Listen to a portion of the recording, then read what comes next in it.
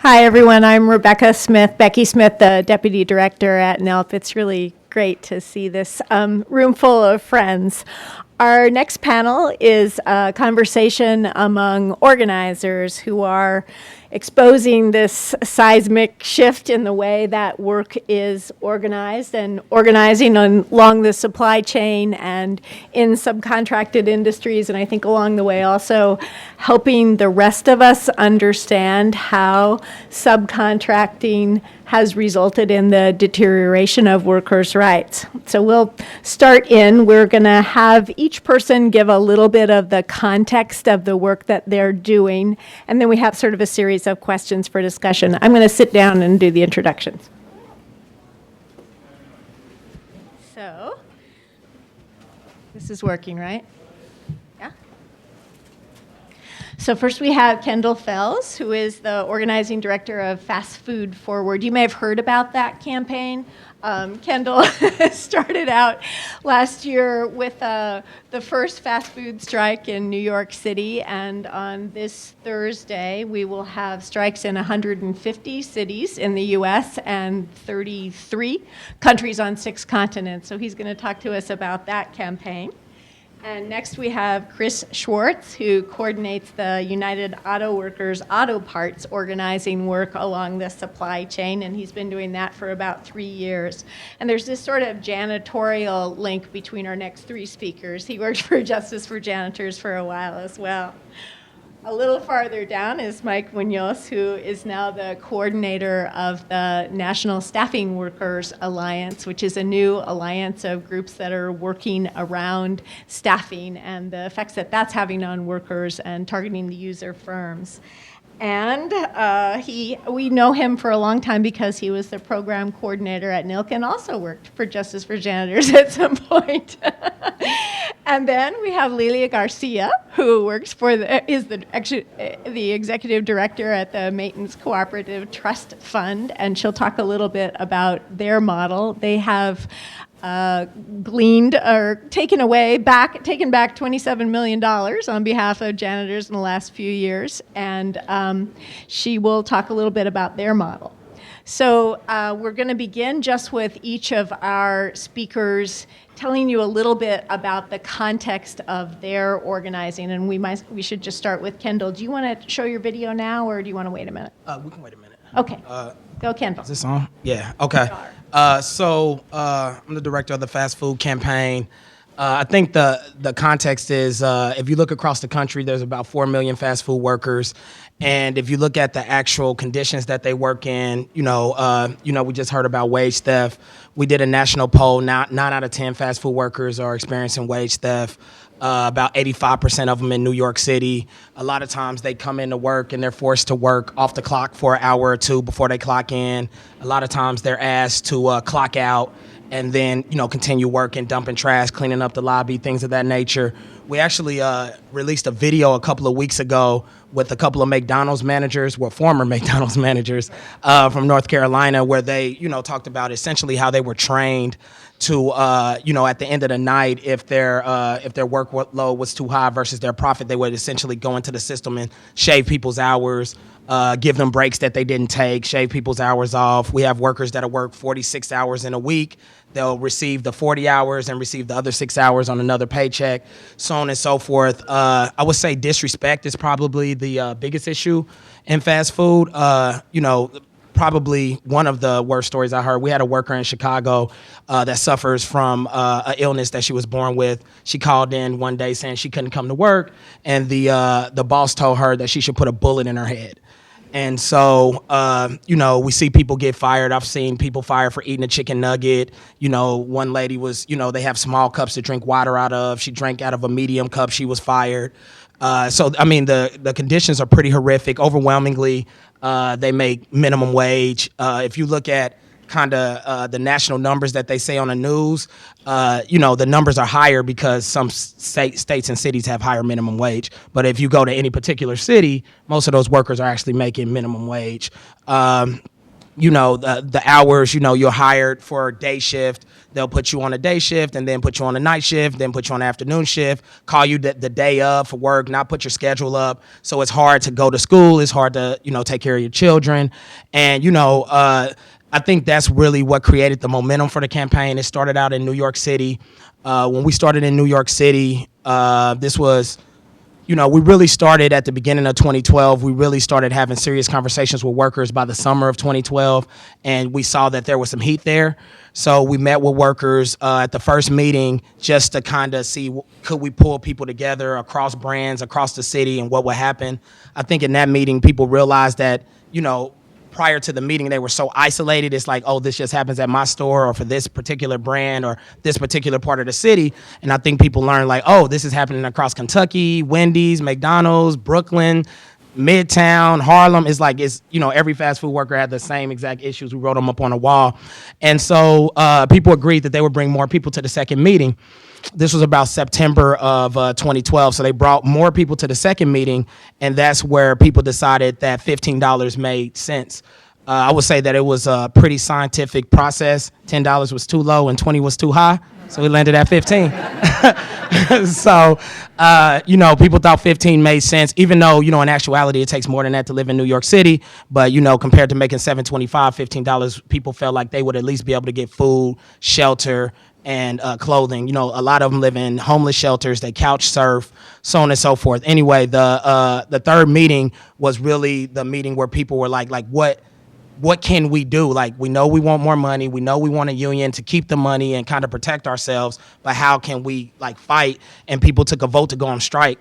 So, we had about 200 workers go out on November 29th, 2012, which was the first strike.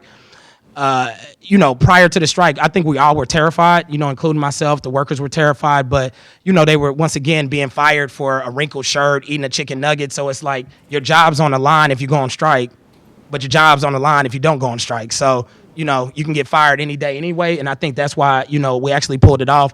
I would say that there were two theories on the campaign. One theory was like, you all are crazy. The second theory was like, you all are definitely crazy. And so, people were pretty sure that all these workers were going to be fired. Like, all of them are going to be fired. These stores are not going to let them back in, and you all are going to all have blood on your hands. A year later, the campaign spread to 130 cities across the U.S. And, here we are, which will be the first strike of 2014, Thursday, May 15th. It'll be 150 cities. We picked up some new cities like Sacramento, Miami, Philadelphia. A lot of the workers, because they see the media, the actual media on the news, but also the online activity is really high around the campaign because workers post pictures and, videos of the rallies and stuff. So we get other workers from other cities that reach out to us. So now we'll have 150 cities across the U.S., 33 countries around the world, 6 continents. And, I think that the campaign's grown, broad, and it's an international industry, so we have to fight them on an international level. We had a conference in New York City on May 5th and 6th with 27 countries that came over to discuss, how they could support U.S. fast food workers. Some of them, like Denmark, they have the union. They had a big fight with McDonald's, a 5-year fight. They have the union. They make the equivalent of about $21 an hour here in the U.S., and then you have places that were literally trying to kind of understand the campaign in the U.S. and figure out strategically how do you kind of go inside these stores, organize the workers, and keep them from being retaliated against. I mean, the biggest way we keep them from being retaliated against, I think it's really simple. McDonald's, Wendy's, Burger King, these places specialize in selling burgers. Like, that's what we specialize in fighting. So it's hard for them to fight us and sell burgers at the same time. So if they were to fire one of our workers or cut one of our workers' hours, we try to have a reasonable conversation with them because we're very reasonable individuals. If that doesn't work, then we'll bring 150 people and shut their store down day after day after day, and their profit margin is so small that they're kind of forced to make an economic decision. Do you put 3 workers back at $8 an hour, 10 hours a week, or do you continue to lose your whole lunch rush for, a month straight? So I would say that, the first strike we had, 199 workers got into WorkSafe. We had one young lady that walked ahead of the delegation because they're walked back in by city council members, state politicians, clergy. You know, we had about 20 workers that struck from this Wendy's, and they had about 30 people walking them back into work. This young lady got ahead of the delegation because it was 11:01, and she didn't want to be late. She was supposed to clock in at 11. When she tried to clock in, the GM stopped her and said, "What are you doing? You're a no-call, no-show yesterday. You can get out of my store." So we were headed in behind her, led by a city council member in New York, Jamani Williams, and she explained to Jamani that she was just terminated. So Jamani cleared out the store by telling people, look, this young lady went on strike yesterday. They just fired her for trying to get out of poverty. They let the other 19 workers back in, but she was still fired. The crowd grew from about 30 to 75 to about 150, and we had a conversation with the GM. She was back on her shift. This was the first strike. She was back on her shift in 45 minutes, had to be the fastest hiring fire in American history. And, you know, after that, I think it just kind of set the tone for other employers. They're worried about selling burgers. They're worried about selling pizza. It hurts them when they can't sell those type of things throughout the week. And then the other thing probably worth noting that I think is added to the growth of the campaign is that the exact opposite happened. So everyone thought the workers would be fired and lose days and lose hours. In actuality, they're getting more respect. They're getting more raises. They're getting more days because, you know, when a bully takes your lunch money, and you don't do anything, they keep taking your lunch money. And when you start fighting back, then they stop taking your lunch money. So they understand that the 5 or 6 workers that went on strike, that if they, you know, try to intimidate them or deal with them, we'll have state representatives. You know, the attorney general has stepped in New York City. So, you know, they know that they have a lot of backup, and it just, you know, instead they're like super nice to them instead of trying to terrorize them. And that causes more workers to want to strike because they're like, I want to be treated like the strikers.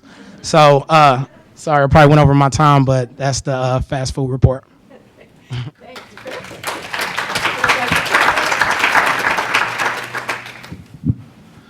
So at least for the time being, you can still go to the Detroit Institute of Art and see the great murals of the old River Rouge plant, where there's iron ore that comes in on one side and cars that come out on the other. That's not quite how the industry works anymore, but the degree to which it's changed, I think people don't really realize. In 1980, less than half of all auto workers worked in the parts sector. Today, 3 out of 4 auto workers make parts, not work for GM, Ford, Chrysler, Toyota in the auto assembly plants. In some ways, the suppliers have a lot of power right now. They're not just manufacturers for hire. They're not just contracted out to make parts to the specs of a GM or a Toyota. They actually control a lot of technology now. So in some ways, they actually have more power, and it's not work that we think is going to go away. There's going to be some role for suppliers forever. But on the other hand, they're completely beholden to their customers, and I'll give you a good example. I just got back from Selma, Alabama, where there's a group of workers who make foam, seat foam, and headrests for Hyundai. They work for a supplier called Lilia. They work in this plant that's been around for about 10 years. And making foam requires the use of this very dangerous chemical called TDI. So a week ago Thursday, there was a pipe sprung a leak in the plant, and the plant was evacuated. They fixed the leak with some old rags and a piece of plastic, and they sent the workers back to work. In the last week, the alarm has gone off 7 more times. The plant's been evacuated 7 more times. After this leak, on Thursday, they didn't choose to do a permanent repair of that until Sunday. So they worked a 12-hour shift on Thursday, a 12-hour shift on Friday, and a 12-hour shift on Saturday. The reason for that was because Hyundai is behind, and Hyundai needed seats. Hyundai told them, you cannot take this plant down for an hour until Sunday. And this is foam. This isn't like, you know, the frame of the car. This is seat foam and headrests. So that gives you some idea of how important these suppliers are and how just in time this work is. And it also gives you some sense of how much the brand name automakers are calling the shots. You know, even the largest parts companies in the United States you probably haven't heard of, but you certainly have heard of their customers. And so, you know, talking about these workers not as workers for Lear or Magna or Johnson Controls, but thinking of them as workers who make seats for Honda or make seats for Toyota or make seats for Hyundai is a critical part of the strategy. So there are about 400,000 parts workers in the United States now.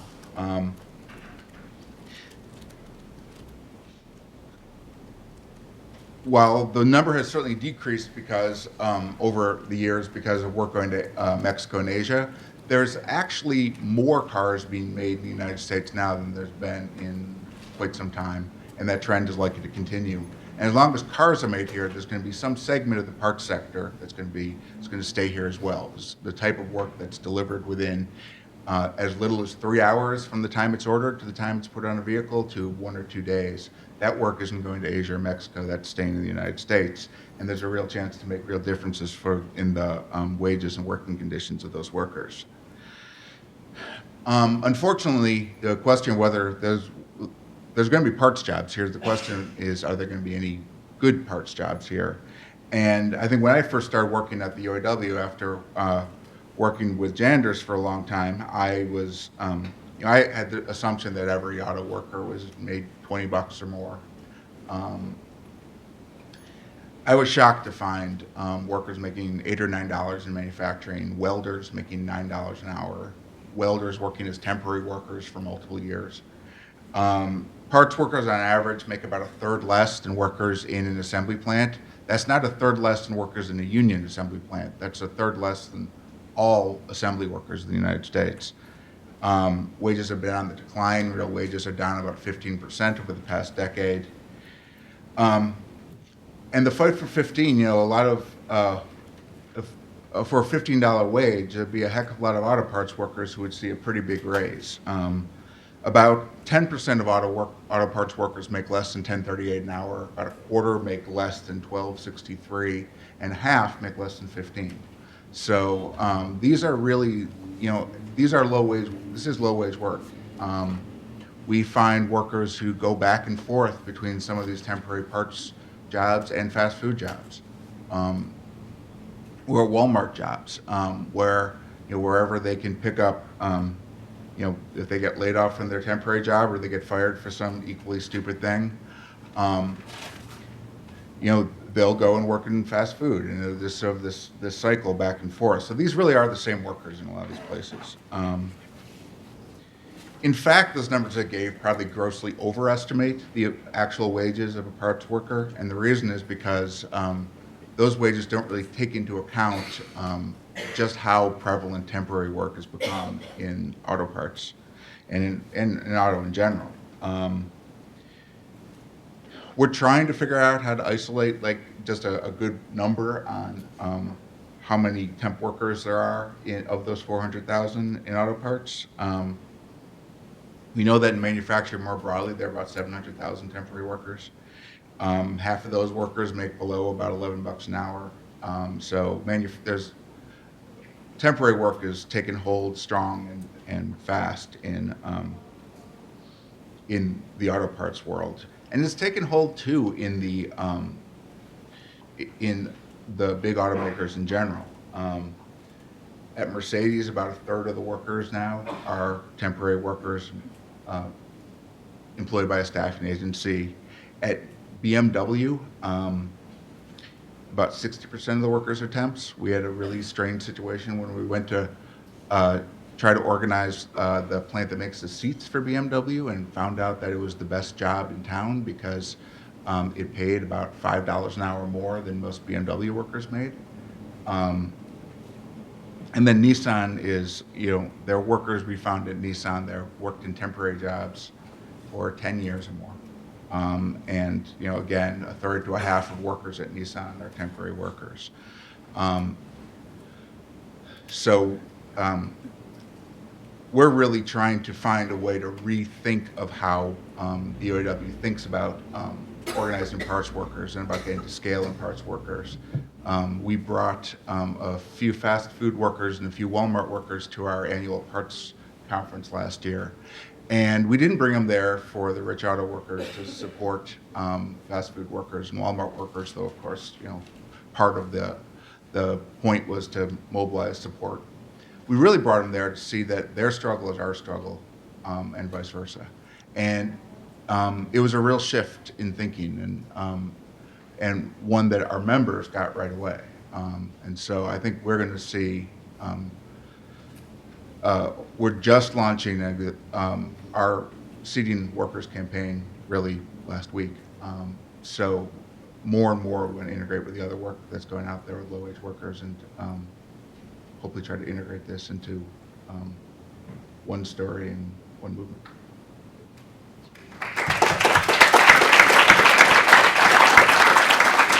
Thanks, Chris. That's a great segue into the National Staffing Worker Alliance. Mike? Hi, everybody. Can you guys hear me? Yes. I'm not used to speaking into mic. Sorry about that. So again, my name is Mike Munoz. I'm with the National Staffing Workers Alliance, and we're sort of a newer coalition that's formed in the past year and a half. And it's made up of organizations, worker centers, unions, academics, legal organizations, public interest lawyers who are interested with the plight of what's going on with temp workers around the country. And not just temp workers, but sort of the spread, what's been sort of termed as sort of this cancerous spread of the temp industry, and how it's moving out to not just what you would call sort of administrative jobs, but into manufacturing and hospitality and a bunch of different industries. And so one of the first numbers I like to throw out to people, it's a number that's from the American Staffing Association, which is the industry representative. And it's kind of shocking at first, but this is from the American Staffing Association website. They say that from June 2009 to June 2011, the first 2 years after the end of the recession, that 91% of all the jobs created, 91% were in the temporary help services sector.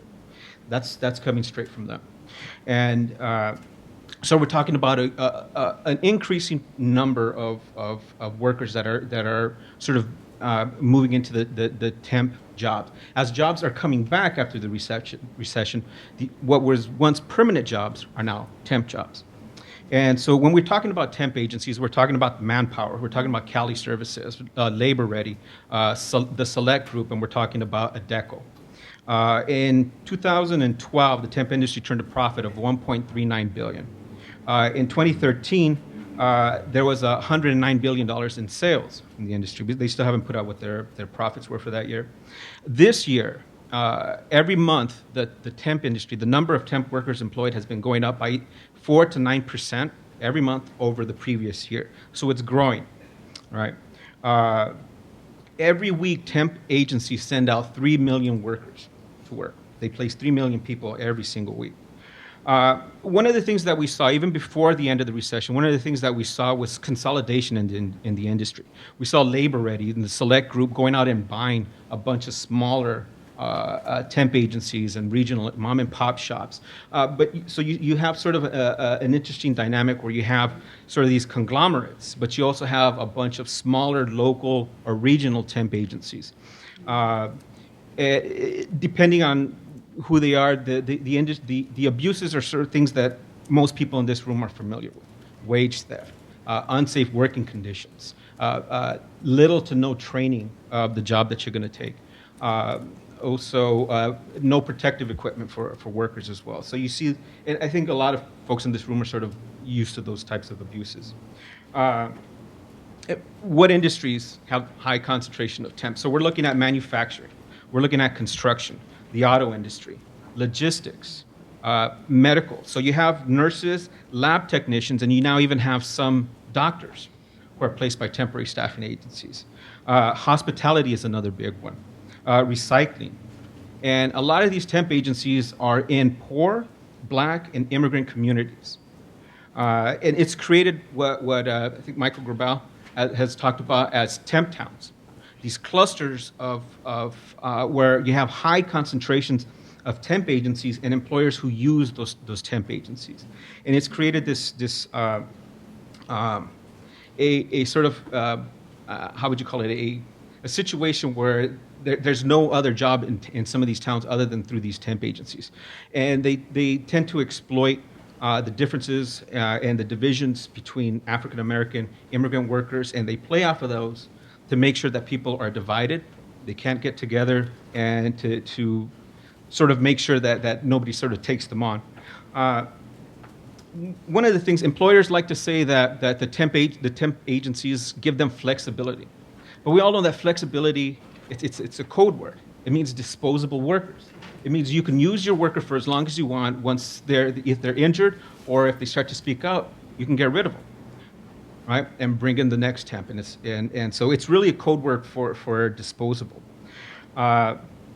So we sort of have to get over this concept of the temp industry as one that's there to cover people who go on cover illnesses, vacations, or go on maternity leave or paternity leave, or it's really consuming what were once permanent jobs, and I think we have to start to understand that.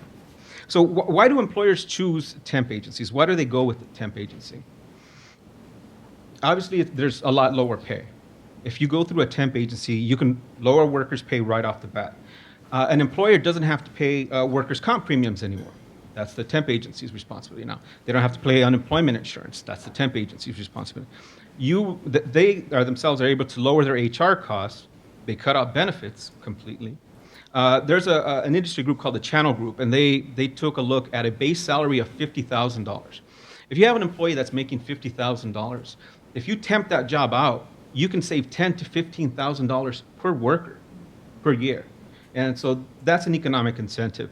The NLRB, some NLRB decisions have made it a lot more difficult for unions to organize, but not impossible for unions to organize facilities where there's temps at.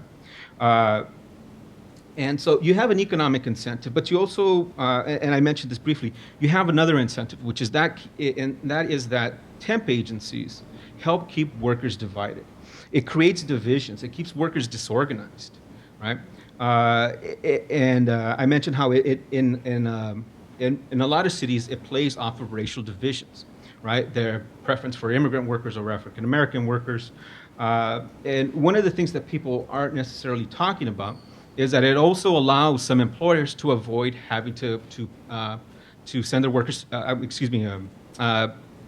They're sort of able to avoid the Affordable Care Act. Because the look-back period was postponed a year, that gave temp agencies the ability to go in there and say, well, we'll guarantee that your workers don't work more than 70% of the year. And so it gave them sort of this out.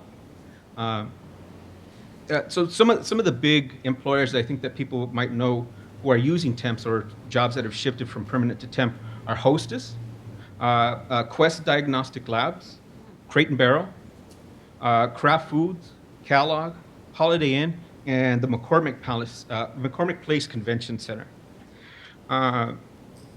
It's really sort of modeled itself after the farm labor contractors in California, and how they sort of try to place themselves as a barrier to liability between the employer and the workers, and they've sort of created that distance and try to shield the employers from any liability. And so one of the questions that we have to ask as folks who are concerned with this and who organize is who benefits from this system, right?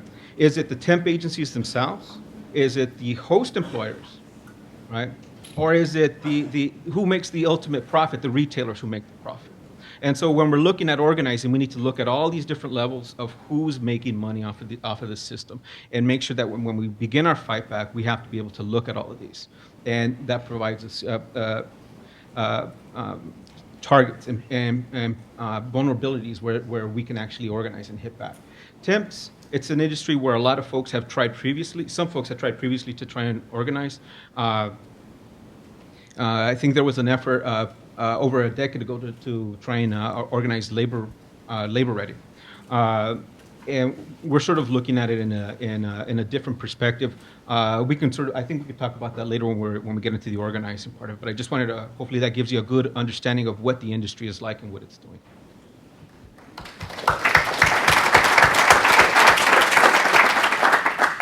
Good afternoon.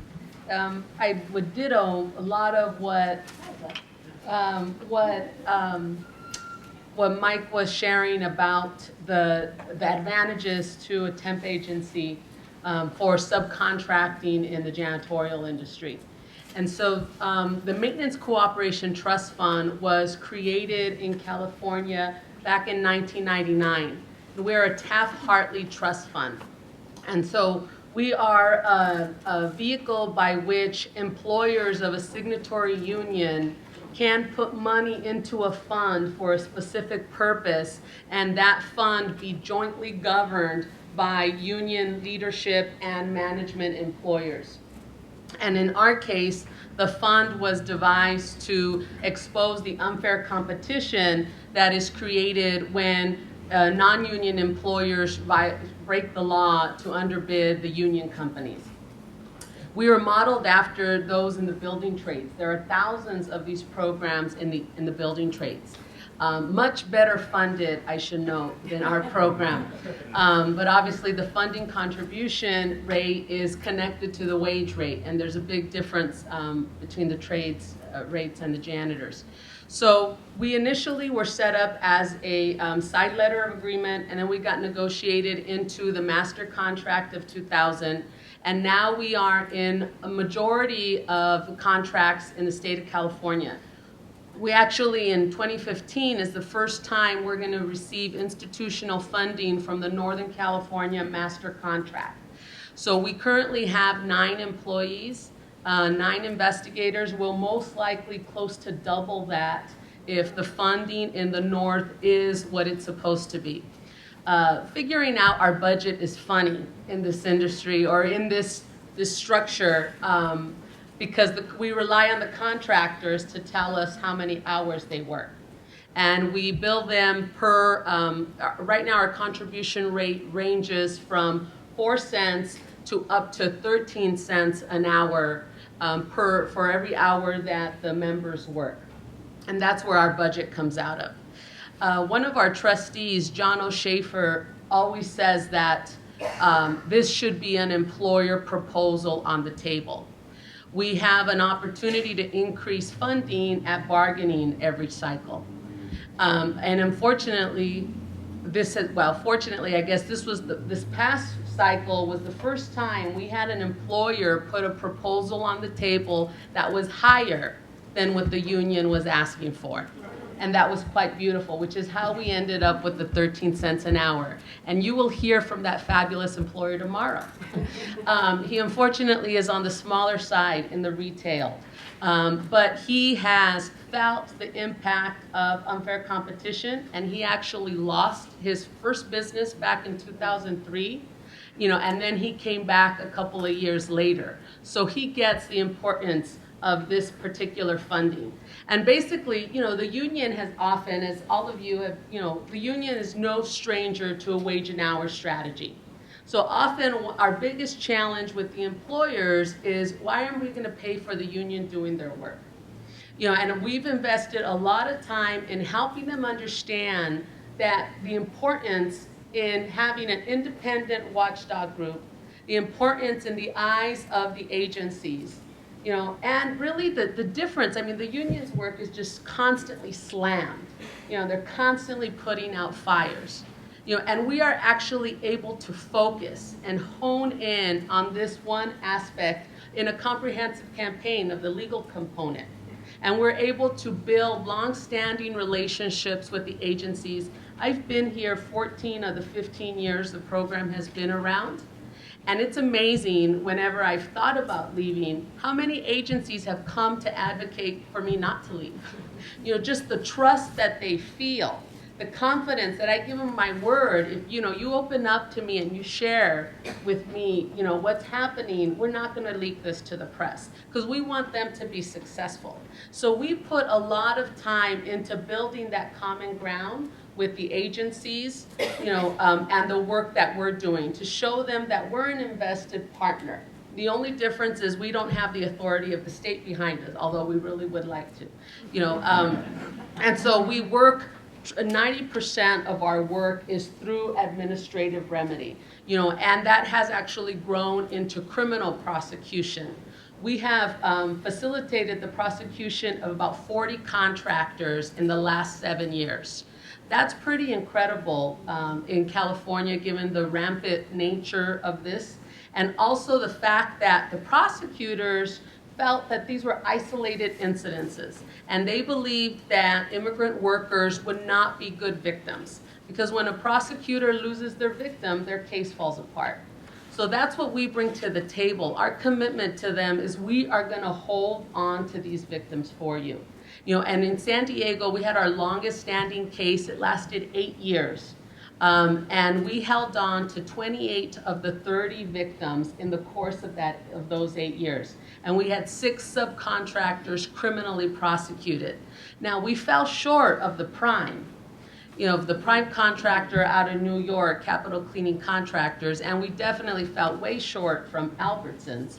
But we eventually, in coordination with the union, that was the last county that came in under union contract. Those 54 stores now enjoy a union contract. And that would not have been possible without the coordinated work that we did with the district attorney. So a lot of times this is, we're able to reach balances with the union that they often, what I understand from, folks who were doing the union organizing work prior, you just don't have the luxury to give it the kind of attention that it needs to be able to develop that.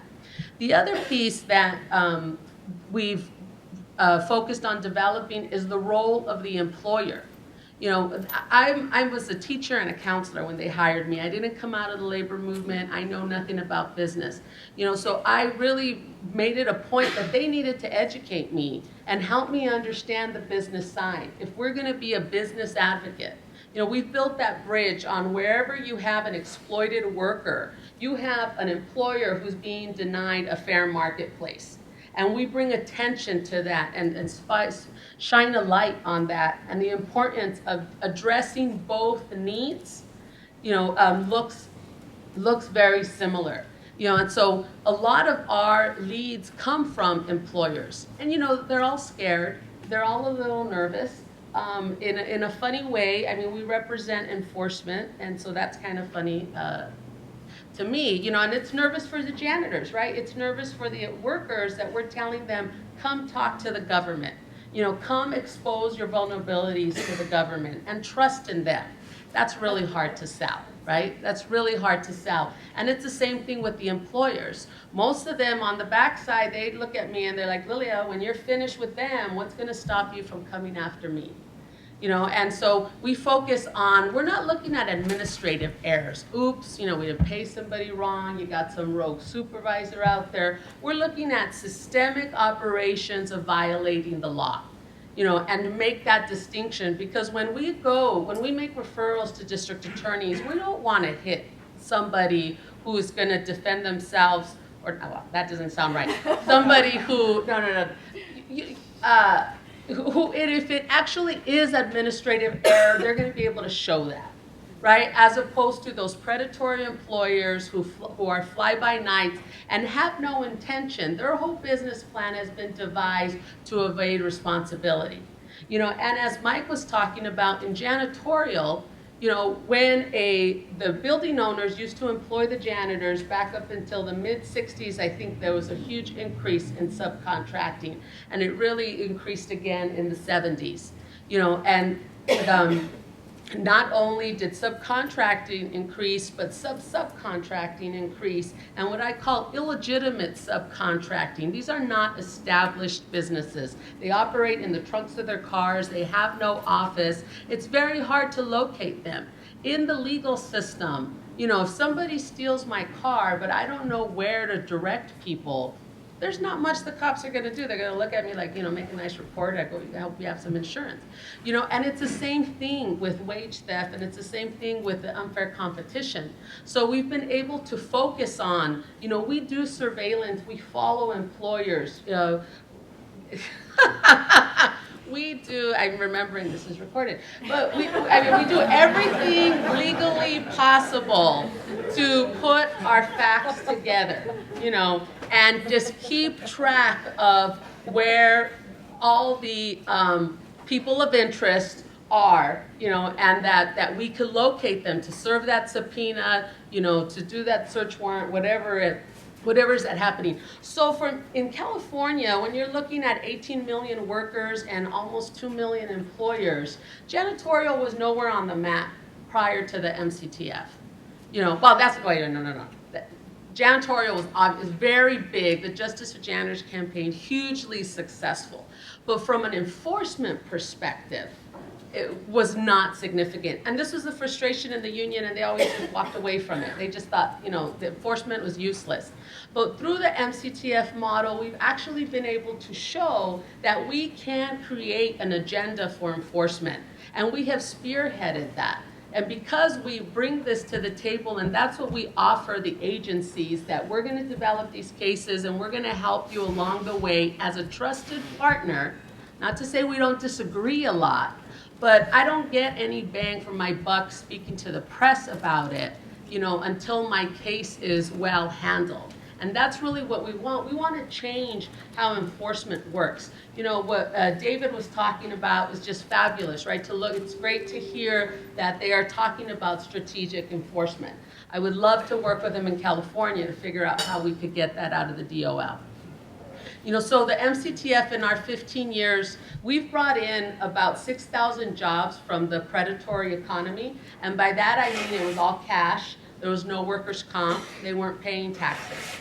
So in janitorial, that comes out to about, at minimum, a 40% advantage for the law-breaking companies over responsible companies.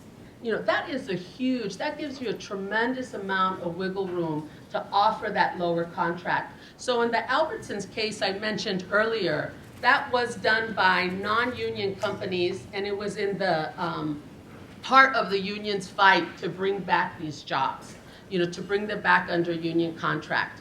And Albertsons walked in the room, and they had all their vendors there, and they were there with the prime company, Capital, out of New York. And they told them, if you want to do business with us, you have to sign up with Capital. And then Albertsons left.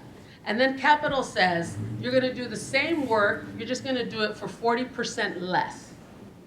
But you're going to do the same work. There's no change. So majority of the responsible non-union guys, they just took off, right? And they probably called me. And then we started working up the case. And those were the 6 subs that stuck with them that we criminally prosecuted. But exactly what we're all talking about here, the common thread, that the client company knows exactly what they're doing. And their intention is just to put as many barriers, many legal barriers between them and the workers, because they know that the workers have less resources to fight those barriers and to expose the true relationship, that they in fact are an employer of these contracted workers. And that's always the name of our game. That's always what we're looking to do, is look at who is really calling the shots here. And whenever we can, we name joint employment. And that's the only way, from what we've learned from the union and other efforts, that was the only way they saw any change happen in California.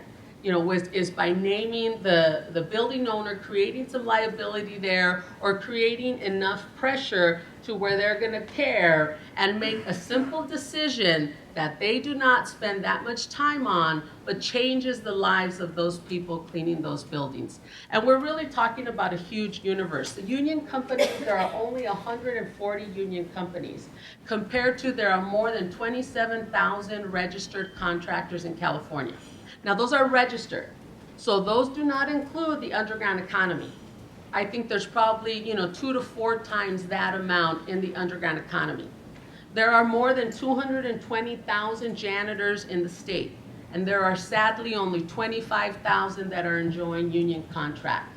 So that unfair competition is huge. And every time that the bids are up, every May with the wage increases come in with the contract, that's the opportunity for it to go non-union, and that's the bleeding that always happens, and that's when the MCTF really focuses on those buildings that go non-union. But that aside, we've been able to raise standards, like in the retail sector, with some work in Target and Kmart and those types of chains, where at least now, they're not under a union contract, but at least now they are paying with taxes, with checks, carrying workers' comp.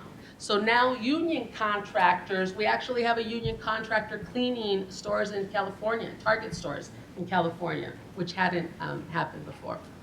So I think I've hit my main points. Thank you.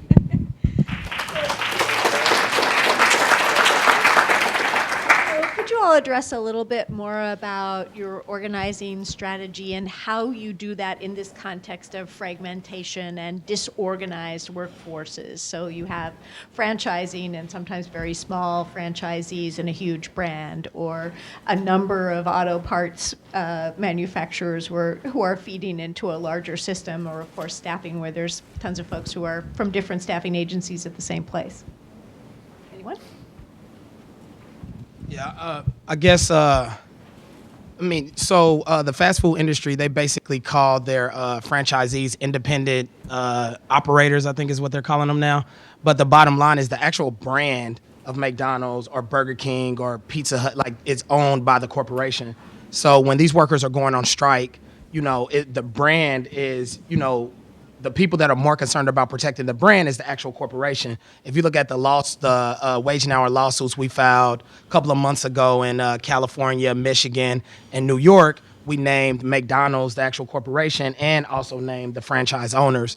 So I think that, in fast food, it comes down to, these franchise owners are being, most of them are being squeezed. They're not making that much money. The money's actually going up to the corporation. The corporation, they monitor everything from how many workers are on a shift versus how much money you're making at any given moment, all the way up to you fold the bag 3 times when you put a cheeseburger in it. So it's just really difficult for them to then turn around and say, all of these workers who are having wages stolen from them, that we don't know anything about that. All these sexual harassment claims, we don't know anything about that. All these burn marks up and down these workers' arms, we don't know anything about that. As long as we keep getting our royalty check, we'll be fine. I think that McDonald's SEC filing earlier this year, when we went on strike in December, McDonald's basically said that none of their workers were on strike at all. And then they turn around in January or February, filed their SEC filing that essentially said that it looks like this campaign is a huge threat to their bottom line, and there's a trend headed towards income equality, and that's what the conversation is nationally, and that essentially it looks like they're going to end up having to pay workers more money. And once again, I think it comes down to the fact that it's their brand that is actually on the line, and the franchise owners, at best are renting the brand, kind of just to run their store. So for us, our first goal is to get auto parts workers to think of themselves as a group of workers, and as have a coherent identity. And one way we're doing this is to sort of cut off one segment of the workers and organize workers who do the same thing, who make seats and parts of seats, frames and cushions and all that.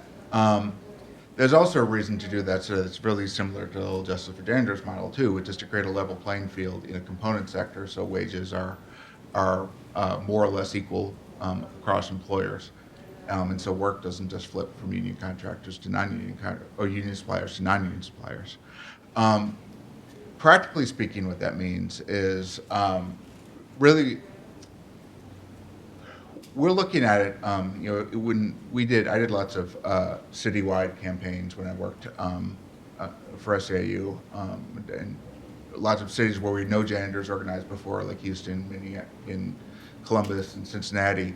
And really, in those campaigns, there was like a relatively small number of buildings that were really the ones that provided the energy and life for the campaign, for whatever reason.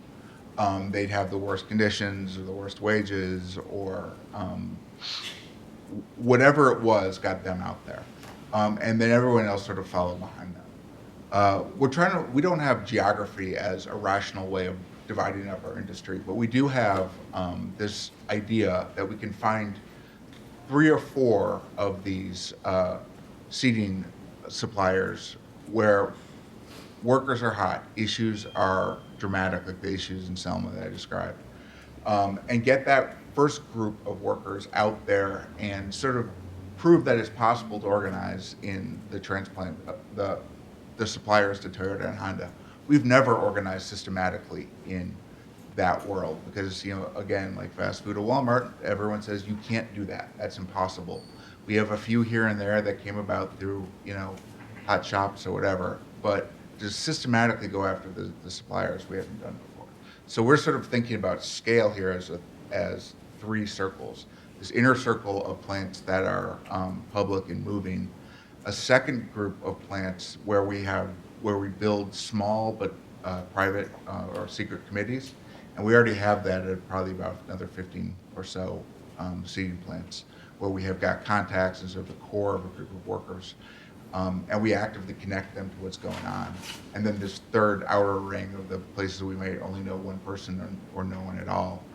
And it really came out of this idea about 2 years ago. There is one union seating company that supplies Mercedes. It was just happened to come about because there was an incredible group of workers. It was a traditional NLRB election with a traditional boss campaign, no neutrality, no nothing. They just happened to win. And it was a great win, but it didn't have any ripple. It didn't have any effect throughout the industry. So we started to think about how could we do that by design so that when we have these groups of workers that are just ready, that they're actively talking to workers in other states at other companies. And so when they do win, there's actually some chance that those dominoes starting to fall rather than just hoping on a wing and a prayer that there'll be some ripple effect.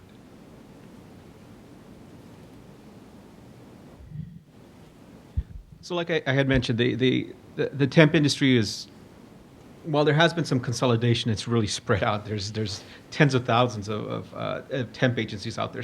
A lot of them we don't even know because they're not registered with anybody. There's no registry of them. And so, and as a newer coalition, we're actually still in the process of putting together our plan of how we are going to address this nationally. There's actually several people in this room who just last month gathered here in DC and started to put a plan together of action of how we're going to address this at a national level. And are we going to choose a national target? Are we going to focus regionally? Are we going to focus locally? But what I can say is that one of the basic principles that we have is that one of the goals of organizing should always be to build worker power, to let people know that they have power within their industry. And you do that, you exert that power by organizing, by uniting with other people who share your interest.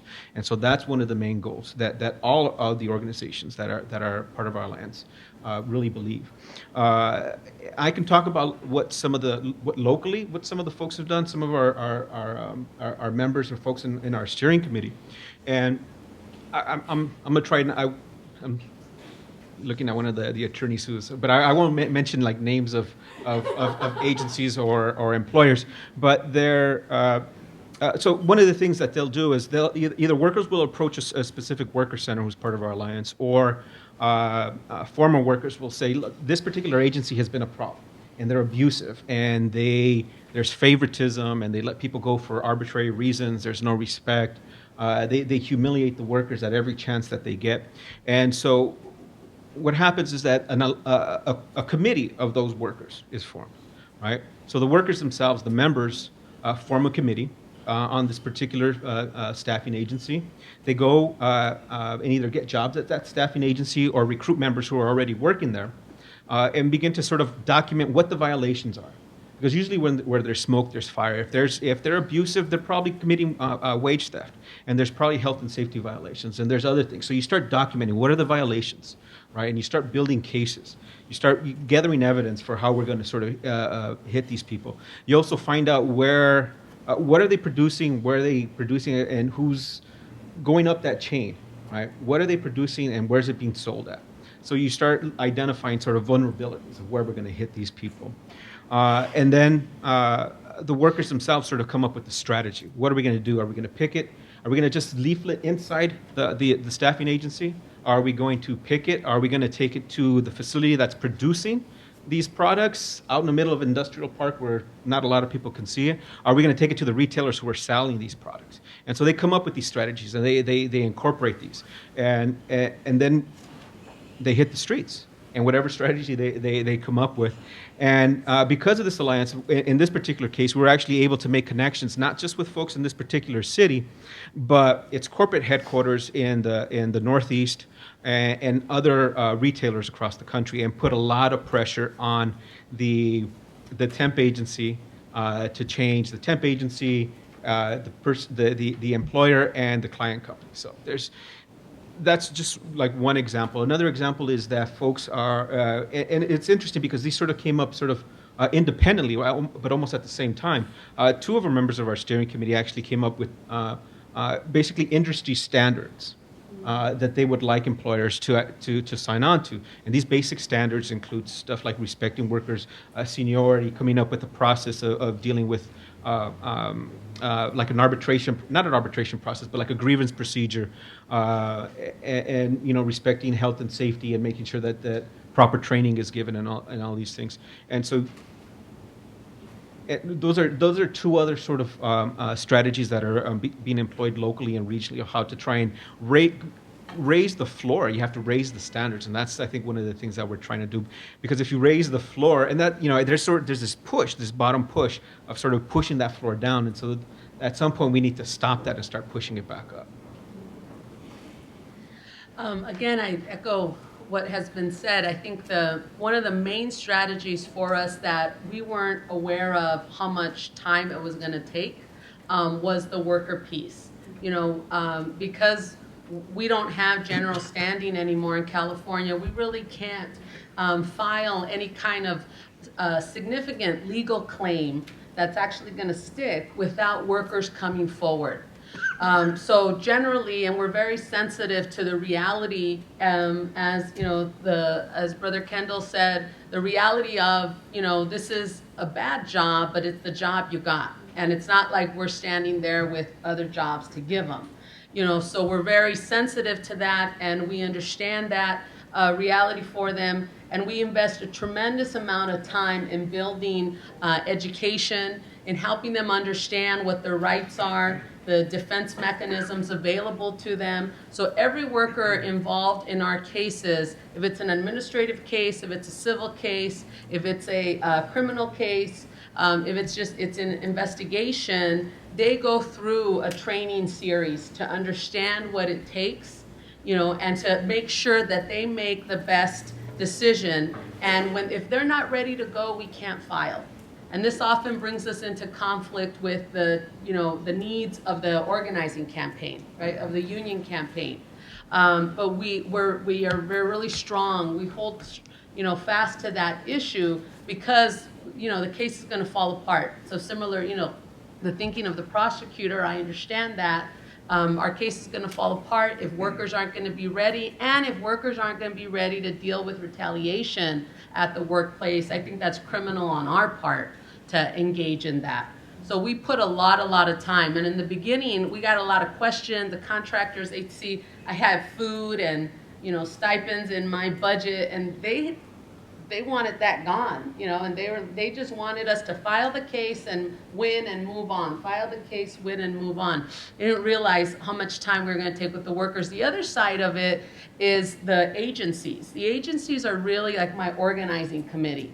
I got to connect with them. I got to sit down. I got to get in their head. I got to draw out the human factor in this case to make that file jump out on their desk and why they should care about it, you know, differently than other files. You know, and part of that means I'm as a worker advocate, I understand the challenges on enforcement, you know, and so we want to support them, you know, and we want to facilitate their work. You know, so that's the bigger piece. And the third one is obviously, you know, the main impact of impacting the client. We're in we have certain vulnerabilities that I think other of our ally organizations may not have in being a Taft-Hartley, and the fact that we answer to a board of contractors.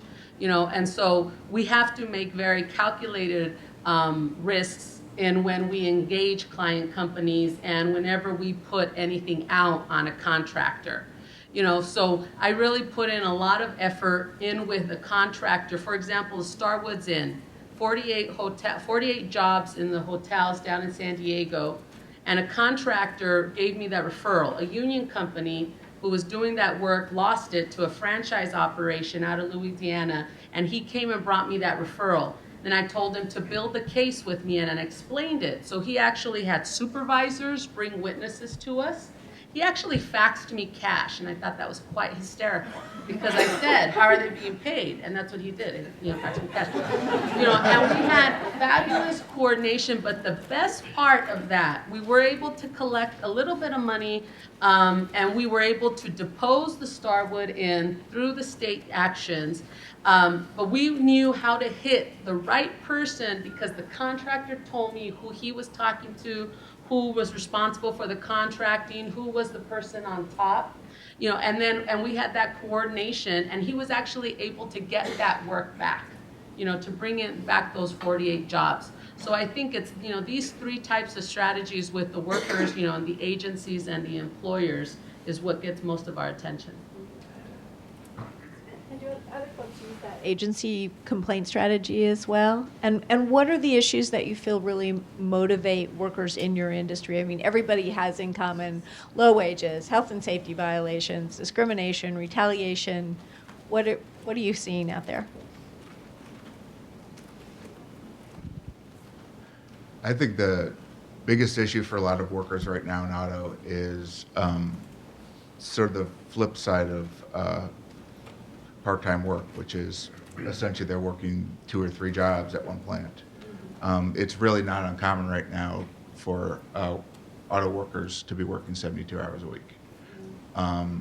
And they just don't want to hire more workers because they don't want to lay people off. It's like Toyota's line that they've never laid off a worker in the United States. They've never laid off one of their own workers. They've laid off thousands and thousands and thousands of temporary workers over the years. But this issue of, it's still, I was thinking about this the other day because I was so focused on getting part-time workers up to full-time workers for so long. It was kind of strange to have this other dilemma. But they're really two sides of the same coin. I mean, it's really, the fact is you can't work one job and make a living. The other part of mandatory overtime, which I think is really interesting, is I think that one of the ways it tends to work in non-union plants is you'll get notice 5 minutes before the end of your shift that you have to work an additional 3 or 4 hours. And that creates just havoc for workers who have childcare issues. And you're really left with 2 decisions, either you, or 3 decisions. One is if your kids are old enough, you gamble that they're going to be okay for a couple extra hours, usually probably at night. Second, you're going to scramble to find childcare and eventually burn out your network of childcare providers. Or third, you're going to take disciplinary points, and because you're going to refuse the mandatory overtime to go home and take care of your kids. And we find workers, these are attendance point systems. If you get 10 points, every worker in these plants is at 6 or 7 points. People who are the best workers in the world are at 6 or 7 points because they've lost a day to take care of their kids. We have workers who are at 8 or 9 points just because of mandatory overtime over the past year, because they get mandatory overtime requests every single day. So I think that's a huge issue, and it's one that could connect, I think, outside of people that traditionally think of themselves as worker advocates. Anyone else want to add? We should move to questions from folks out here, too. Lilia, were you starting to say something? No, okay, didn't want to interrupt. So, folks, questions from people in the room, or questions that you all have for each other as well? I have a question for Lily. One of the frustrations in these public-private partnerships is where there is retaliation, because a lot of times the agencies don't want to deal with retaliation. Have you had any success in getting them to pursue that avenue once workers do come forward? That's, I think, the million-dollar question for so many of us, right? And prior to this past legislative year, we haven't had, we filed little more than probably 24 complaints, which is probably relatively low given the number, because we have hundreds of workers involved in our cases. And we've only won 3. Right, that on their merits through the legal system because of all the legal challenges, right, within the law. The burden is on the worker. But where we have been more successful, I think, is it's a game of chicken, right, with the employer. And we do get out front, and send them letter and get community allies involved and make it clear to them that you're going to have a fight on your hands if you do go forward on this. We're going to throw everything at you.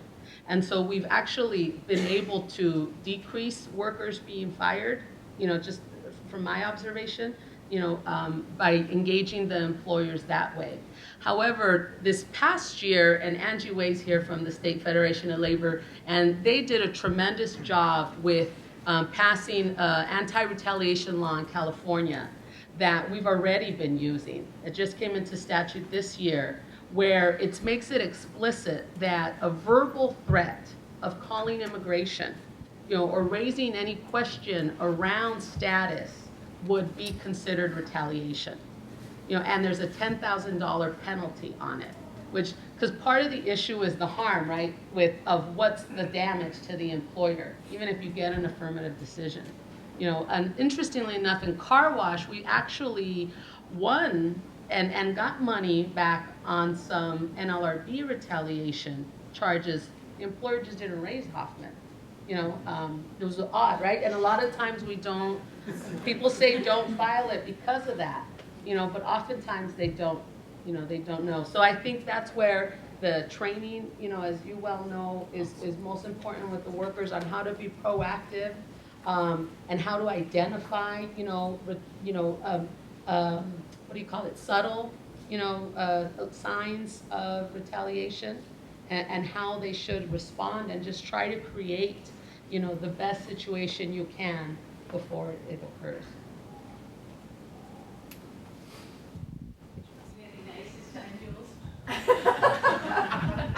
I thought I was nice before. It's too important to be polite when there are such issues as this at stake. So if anybody was offended, I apologize. I had a lovely chat with Mr. Weil outside, and as a matter of fact, we talked about how the department could use the private bar more effectively to increase its resources, which it already, Kathy probably knows more about this than I do, but they have a program that never really got off the ground with the American Bar Association, of all things, about making referrals for wage and hour cases when they should be doing it to the labor bar. And that's one of the things I proposed to him. But my question is somewhat different. This year, there was published in a book called Race Against the Machine by a couple of MIT professors, two really very bright guys. One of them came here and spoke, Andrew McAfee. And what got me was the extent to which they were projecting a huge impact of technology in the low-wage world, in fast food and in restaurants and the like of that. And pressure. And I think the Wall Street Journal had a piece where a couple of fast food workers or workers at some, McDonald's or whatever, were looking out the window, in the window at where they used to have jobs, and some kind of machines were taking the orders and making the food and all of that. Have you run into that? We've run into the, nationally, the employer trying to scare workers by saying that they're going to, bring in machines to make burgers and This is the reality. The reality of the situation is fast food is the fastest growing industry in the country. It ain't going nowhere, and people have to do that work. And it's also the lowest paying job in America. So, I think that, the reality of the situation is that the industry as a whole is trying to figure out their response to like these thousands and thousands of workers that have like grabbed the attention and hearts and minds of the country. And their response is like, you're going to lose your job, which once again, going back to prior to this campaign, that was what they were telling people too. It's the way that they try to keep people in line. I think now that fast food workers see the momentum they've created throughout the country, you've heard there were no serious conversations about raising minimum wage in this country until these fast food workers start taking to the streets. Now you have the president talking about raising the 1010. You have the minimum wage being raised in states all across the country. You have SeaTac in Seattle now. You know, I remember at the beginning of the campaign, people were looking at us like we were smoking something crazy when we said $15. Now you have the mayor in Seattle saying we're answering the cry of fast food workers, you know, to raise the minimum wage to $15. So, you know, with it being the fastest growing industry in the country, I just think the likelihood of it all of a sudden turning into a automated system are just little to none. I think Amazon is a case you can look at in terms of how technology is affecting their labor, their distribution centers. A lot of their distribution centers are staffed by temps and temp agencies, but they're not necessarily. I don't know. They're being built as we're speaking right now. There's a huge one in Southern California with plans to build another one, but they're built with automation in mind, and they're hiring temps to staff that. But they're also what it does is it just increases production. It just makes it faster. It makes it unsustainable where they're just burning through the workers. The president came out just a couple of months ago and he said, "Well, if any Amazon employee in our distribution center is not happy, we'll pay you $5,000 to leave." And so the technology it's not replacing people. It's just squeezing out more production for them for the same or less value. That's what it's serving, I think.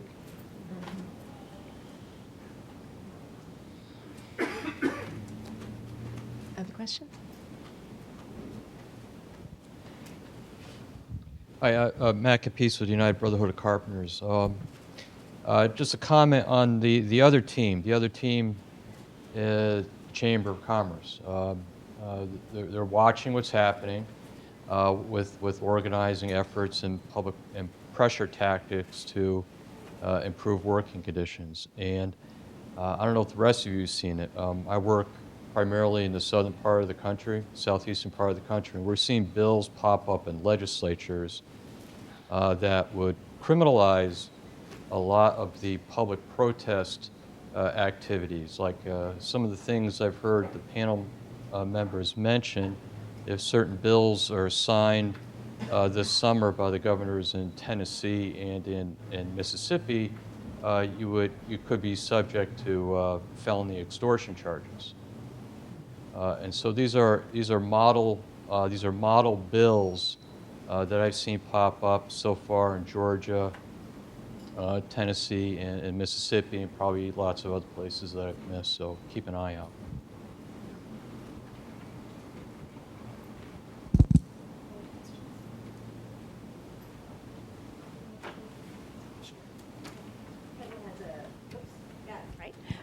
A short video to finish us off.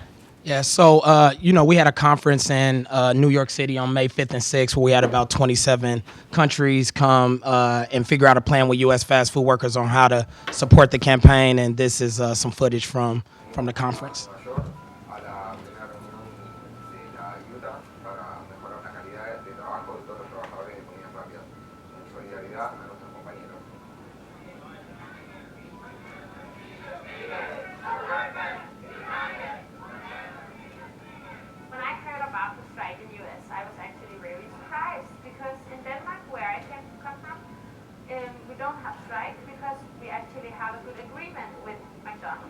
I heard about the wage theft and, breaks and all of this sort of stuff, and it's kind of exactly the same as what was happening in New Zealand. We are fighting for secure hours in the workplace. We're fighting for $15 minimum wage, and we're fighting for more regular breaks.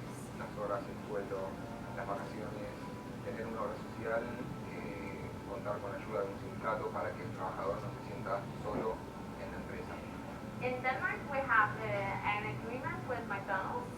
Our salary is on $21, and if you are under 18, it's on $15.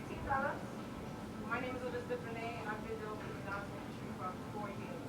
$8 is not enough. Between billing, transportation, and food, there's no way possible that we can pay for all the necessities that we need. In the fast food industry, they make a lot of money. At the end of the day, the workers are the ones that make the money for the company. To make all this better, to make McDonald's and all other fast food places to be a better place to work, I really think we have to unite. And if you don't do it, it's not going to happen. If you don't stand up and fight back, then nothing will change. We have to organize everyone. We have to be stronger together.